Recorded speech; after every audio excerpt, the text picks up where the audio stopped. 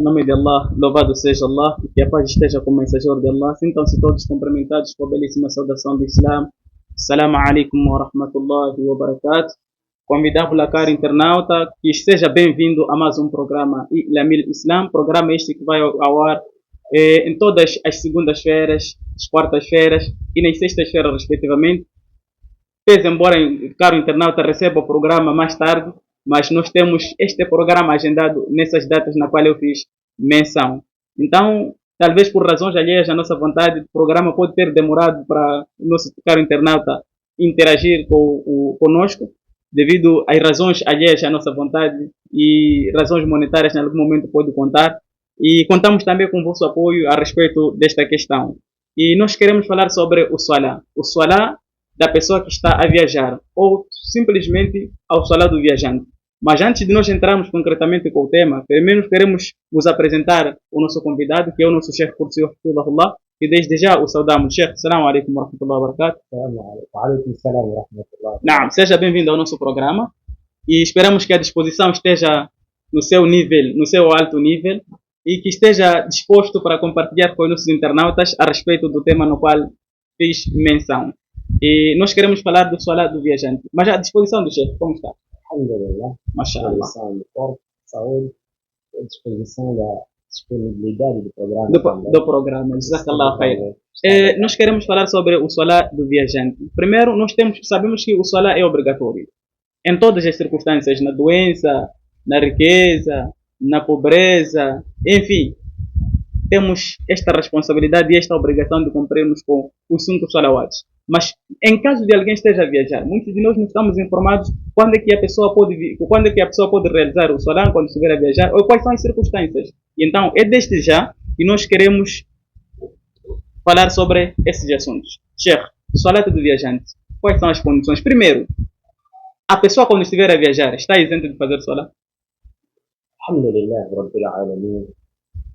صلي وسلم على رسوله الأمين وعلى آله وصحبه أجمعين أما بعد. Allah subhanahu wa ta'ala obrigou o salah a todo muçulmano puro.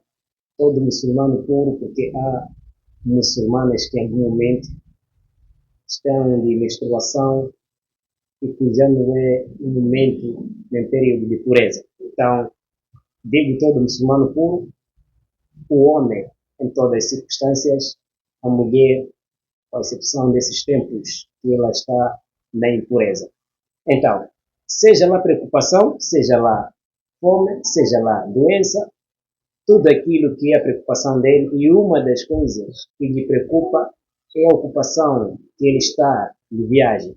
Então, por mais que seja uma preocupação tão grande, tão pesada, Allah subhanahu wa ta'ala não perdoou a oração. Por mais que ele esteja doente, por mais que esteja viajante, é uma obrigação para ambas as partes. Então é obrigatório para um viajante rezar, um viajante muçulmano, a fazer os 5 salawats. E não está perdoado em nenhuma ocasião, ou seja, em nenhum momento naquela viagem, durante a sua ida e durante a sua viagem até a sua volta, todo aquele tempo que ele faz durante a sua viagem, até o ponto de voltar na sua casa, ele está obrigado a cumprir as 5 orações diárias. Mashallah. E quais são as circunstâncias em que você pode fazer isso? Olha, sabemos que nós estamos a viajar.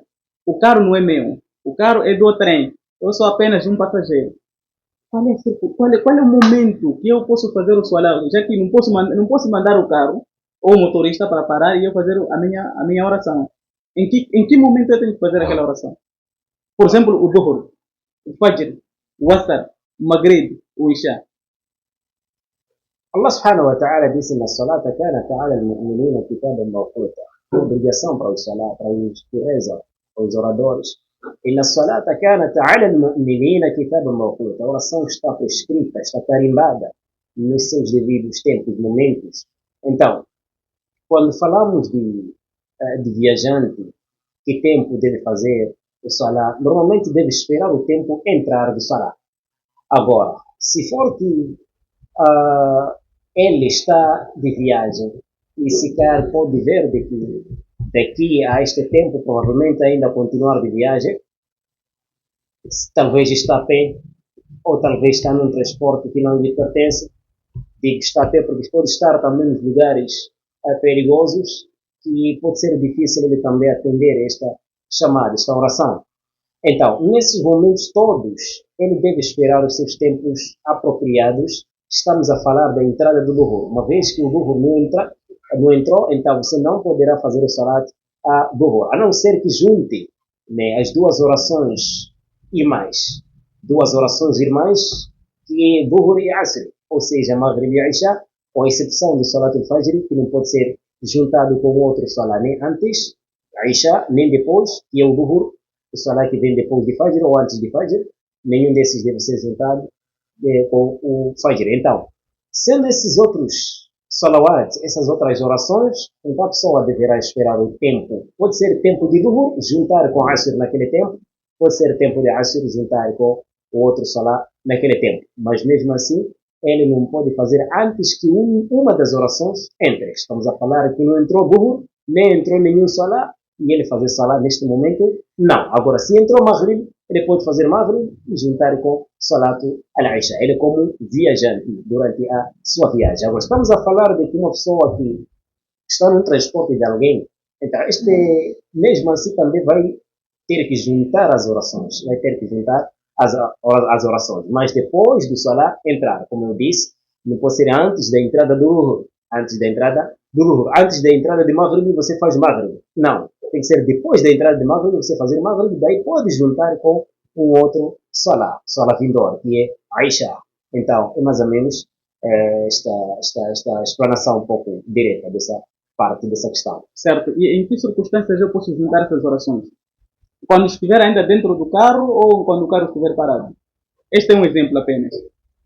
Vai depender do tipo de transporte da medida, e na medida em que você vê que este transporte, porque não é só carros, vamos supor aqueles transportes marítimos, né? Então, é um transporte sequer partiu de onde partiu de um país para um outro país. Até agora já não está parado, sempre está aí, né? Está ainda com a sua viagem. Então, nesta parte aqui, você não irá esperar de que depois de parar, porque nem sabe quanto tempo vai levar. E não sabe se vai parar. Então, e não só, há muitos salawats que vão passar aqui no meio e que você não vai fazer. Então, nesta situação aqui, como esses transportes, então você vai rezar ainda dentro do transporte. Agora, se for que aquele transporte que você espera de paragem, como autocarro, mas outros transportes que você espera de paragem, então aqui você vai fazer depois de parar e se ter minutos suficientes, daí vai fazer o seu salat. Agora, caso não, faça isso exatamente a explicação que passou. Nas circunstâncias em que o transporte pode parar, é para juntar aqueles dois salawats irmãos, como disse o chefe. Irmãos. Exatamente isso. A pessoa tem que juntar aquelas orações naquele momento em que o transporte está parado. Exatamente. E na circunstância em que o transporte não está parado, por exemplo, sabe controlar esse tempo de Asar, esse tempo de Duhur. Aliás, esse tempo de Duhur, esse tempo de Asar. Ou esse tempo de Maghrib, será tempo de Isha. O transporte não está parado. Eu posso deixar para fazer cada salawat no seu momento próprio? Não. Neste momento você vai rezar ainda no transporte. Porque este transporte que te impede você a parar. Então, a partir desse transporte que te impede você a parar, você vai rezar dentro deste transporte. E qual será a minha direção? Onde eu vou parar? Bom, atendendo e considerando que nós temos a obrigação de fazer nossos salats olhando para a direção do Qibla. Sim. Sim.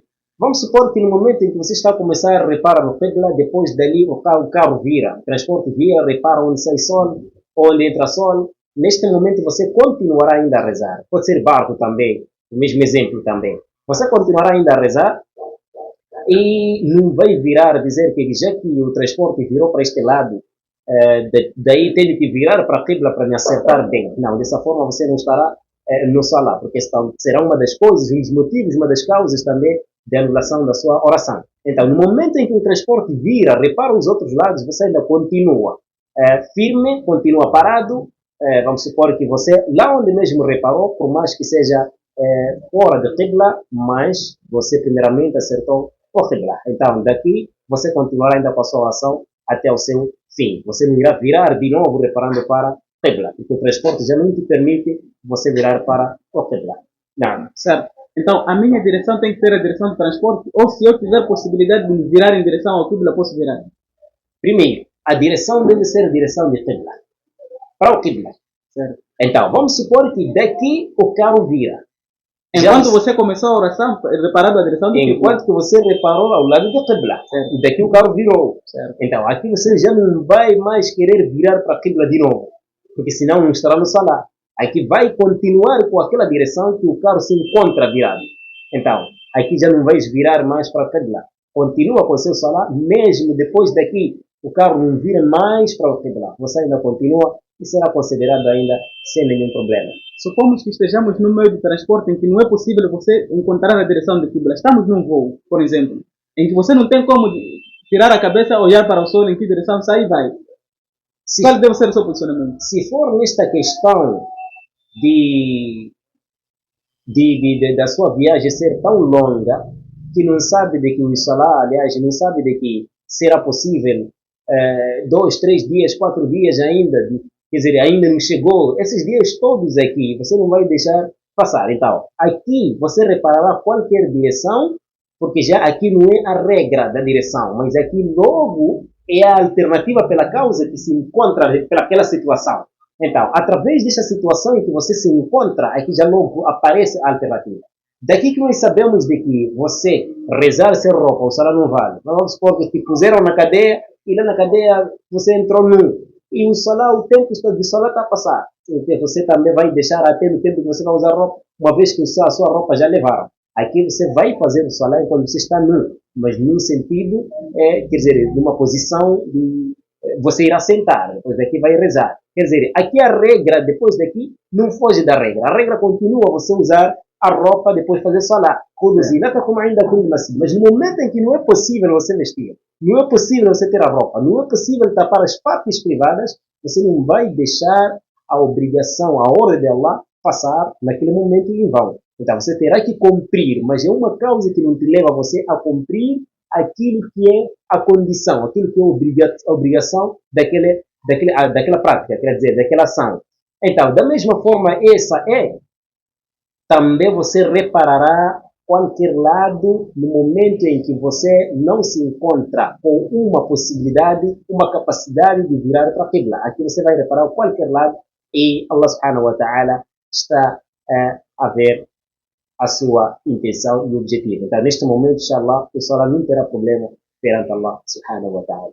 Mashallah. E temos outro propósito. Aliás, temos outra questão.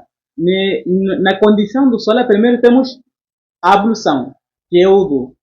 Eu estou no meio de transporte em que não tenho possibilidade de conseguir água para fazer o wudu. Ou não. Tendo água, não tenho como entornar aquela água ou fazer a ablução diretamente naquele meio de transporte. Talvez por causa das suas circunstâncias. Não posso estar num voo, levar minha canica, depois começar ou minha água na garrafa, começar a fazer o wudu na cadeira, por exemplo, de trás onde eu estou. Por causa da sua condição de sofisticação. Então, como é que eu posso fazer a oração? Vai fazer tayammum a partir daquela parede que te impede. A partir da parede próxima do transporte que te impede. Então, a regra é fazer tayammum com a terra. A terra, exatamente. Então, na falta da terra, então aqui vamos usar também paredes. Que a partir daquela poeira nós vamos fazer o tayammum. Porque o essencial não é a areia, não é a poeira em si. Mas temos, por exemplo, mantém ainda o fio do pensamento, o seu fio de pensamento, sim? Queria dizer isso. Então, temos os sofás no meio de transporte, nos aviões. E ali tem muita condição para se limpar. Há muita higiene em que você tocar o sofá pode não sair poeira alguma. Então, esta parede aí podemos usar também como... Esta parede que te impede. De tocar a areia? Sim. Certo. Então, fazemos a ablução a partir daquela parede. Fazemos a partir daquela parede. Quer dizer, a regra seria wudu. Depois, na falta disso, seria a terra. Então, na falta da terra, será isso. Certo. Não. E a outra questão é em relação ao juntamento desses salawats. O Dhuhr, o Asr, o Maghrib, o Isha. Nós fazemos 4 rakats, 3 ou 4, ou qual é a condição? Sim, o viajante deverá, se for que ele está a rezar sozinho ou entre viajantes, então vão fazer 2 rakats cada salah, exceto o Maghrib. O Maghrib terá que completar 3 rakats, senão faltará 1 rakat sozinho. Então, o Maghrib fará 3 rakats completos. Dhuhr e Asr, Isha, esses 3 salah que tem 4 rakats, Então, aqui vai fazer 2 rak'ah depois da salam. 2 rak'ah outro salam, depois da salam. Assim mesmo. Com a exceção de Fajr e Maghrib. Terá que completar os seus rak'ahs assim como estão. Isso quando for que ele está a rezar sozinho, que é viajante, ou então entre as pessoas também que são viajantes. Aqui para o senhor. Certo. E quando é que é considerado viajante? Porque nós, quando falamos de viajante, temos aquela situação quando alguém sai de Maputo, a Nampula, quando sai de Maputo, a Pemba, quando sai de Maputo, a Inhambane, até muitas das vezes quando sai de Maputo para Gaza, tiramos aquela exceção de ser viajante. Quando falamos de viajante, pensamos que é aquela pessoa que talvez percorreu uma distância longa e talvez tenha essa permissibilidade de diminuir o número de salários. Então, quando é que um indivíduo é chamado de viajante e tem esta prerrogativa de diminuir o número de salários? Bom, primeiro dizer que... Aliás, não número de salário, número de rakats. Sim, sim. Sim. Bom, primeiro dizer que... Primeiro temos o ponto de estar, de que o viajante é aquele que vai num sítio, mas com o programa de voltar. De que talvez volte amanhã ou depois da manhã. Ele não tem um dia apropriado, não está lá fixado. Este é o primeiro ponto. Depois, ou seja, não está lá fixo. Depois, temos a distância. Uma pessoa que sai do seu distrito para um outro distrito, logo aqui, a pessoa terá que diminuir o número dos rak'ah. Por mais que esteja no seu serviço, seus trabalhos a fazer, lá onde vai, tem seus programas a fazer, mas esta pessoa que tem programa, que tem plano de voltar, plano de regressar a casa, e lá não tem uma casa fixa lá onde foi, esse será viajante. E essa distância, alguns árbitros calculam como uma das passagens de um dos livros, calculam como 80 quilômetros ou aproximadamente. Uma das coisas, 80 quilômetros ou aproximadamente. Quer dizer, 20 em 20 quilômetros que eles calculam como um posto, quer dizer, de um posto para outro posto calculavam como 20 quilômetros. Então, saltando 4 postos, exatamente resulta 80 quilômetros ou aproximadamente. Este aqui, a medida daqui, não vamos medir apenas o quilômetro, estamos a medir a distância. Neste caso, uma distância que leva a isso, ou aproximadamente, ou mais que isso. Então, este será um viajante. Agora, alguém que saiu daqui para uma certa zona, um bairro, depois daqui a 20 km, depois daqui a 15 km depois, essa ainda está dentro da zona. Essa ainda está dentro da zona, ainda não diminuirá o número de salários, o número de rak'ahs. Exatamente. E depois, aquela pessoa que viajou de uma casa para uma outra casa, cá uma casa permanente, do outro lado também uma casa permanente, vamos supor uma pessoa que tem 2, 3 mulheres e lá na outra casa é casa dele. Nesta também é casa dele. Então esse não é viajante. Para cada lado que vai já não é considerado como viajante, porque está na casa dele. Certo. Sim. E temos, por exemplo, o assunto do distrito. Temos distritos bem próximos, que nem 20 km vão. Mas eu saio de um distrito para outro distrito. Outros até podem ir até 40 km. Outros até podem ir até 30 km. Por exemplo, só a distância que nós temos de Climane a Nicoadala. Sensivelmente pode ter uma distância aproximadamente de 40 ou 50 km. Bom, é uma distância que pode se percorrer sensivelmente de moto, por exemplo, são 30, 40 minutos. Bom, nessa questão, eu não queria entrar muito porque é uma questão que trouxe muita divergência. Exato. Mas indo direto, temos que reparar a distância. Porque nos Sahabas também, eles citaram certas zonas de que saindo de Fulano, da terra tal para outra terra, e eles mencionaram o nome, e eles disseram que você não diminuiu o salário. Quer dizer, aliás, não diminuiu o número de rak'ahs. Então, isso quer dizer que eles estavam a medir a distância, não só medir porque esta é uma zona e aquela é outra zona. Não só medir de que esse é distrito, aquele é outro distrito, mas medindo a distância em que ele percorre, saindo de lugar X para outro lugar. Então, é mais ou menos isso. E esta é a viagem, a distância que nós temos que reparar. Não só por ser distrito, não só por esse ter um outro nome e aquele ter outro nome, mas sim medindo a distância. Exatamente. E, por exemplo, eu saí da minha casa, fui passear na casa dos meus pais, onde eu cresci. Há uma distância, mas me sinto estar em casa, pese embora não seja na minha casa, mas é onde eu cresci, é onde está a minha família, e tenho obrigação de diminuir o número de rakats? Enquanto não Existe uma distância. Não vivo lá, mas fui visitar os meus pais. E é lá onde eu fiz. No momento em que não vive lá, já não é na sua casa. É na sua casa no momento em que você vive lá. Basta sair, já você não é de lá. Certo. Exatamente. O profeta nasceu em Meca. Mas quando saiu de Medina para Meca, diminuiu o número de rakats. Até o momento que ele passou lá. Todo o tempo que ele passou lá até voltar. Anas bin Malik disse, até raja'na ila Medina. Até voltamos para Medina. Mas Nabi nasceu lá em Meca. E tem um tempo determinado desta diminuição do número de rakats? Normalmente não tem um tempo determinado e essa é uma outra questão também de divergência. Eu estou de férias. Vou passear Maputo 30 dias. 30 dias. Esses 30 dias passo a diminuir ainda o número de rakats? Se a intenção for de estar lá permanente, é apenas de férias, 30 dias. Sim, se a intenção for de estar lá permanente, já cortou-se a viagem. Se for que não sabe quando é que volta, ainda continua viajando. Se a intenção for de estar lá permanente, já cortou a viagem. Isso é que nem alguém que saiu daqui para Medina para ir estudar. Ele sabe que não é na minha zona. Mas até naquele momento em que ele tem intenção de estar lá, acima de um mês, acima de 4 semanas, a intenção já tem permanente, a permanência daquela zona. Então, aí já cortou-se a viagem. Agora, no momento em que você está lá e não sabe quando é que volta, só tem a previsão de regresso, de voltar, mas não sabe quando é que volta, você não tem uma data fixa, não sabe quando é que volta, aí você já continua a diminuir o número de rakats. Certo. E eu como viajante, fui onde fui, estou de regresso. No tempo que eu chego na minha casa, talvez chego no tempo de Asar ou tempo de Dhuhr. Chego no tempo de Dhuhr e está aproximar o Asar. A minha viagem termina logo que ponho os pés na minha casa ou termina logo o tempo de Salat que eu chego na minha casa? Peço de novo a pergunta. O tempo que eu regresso da minha viagem, chego na minha casa, termina a minha viagem naquele momento que eu chego na minha casa, tenho que logo voltar a fazer os 4 rakats ou sem interligar o Salat? No momento em que a pessoa chega em casa, a viagem já se cortou.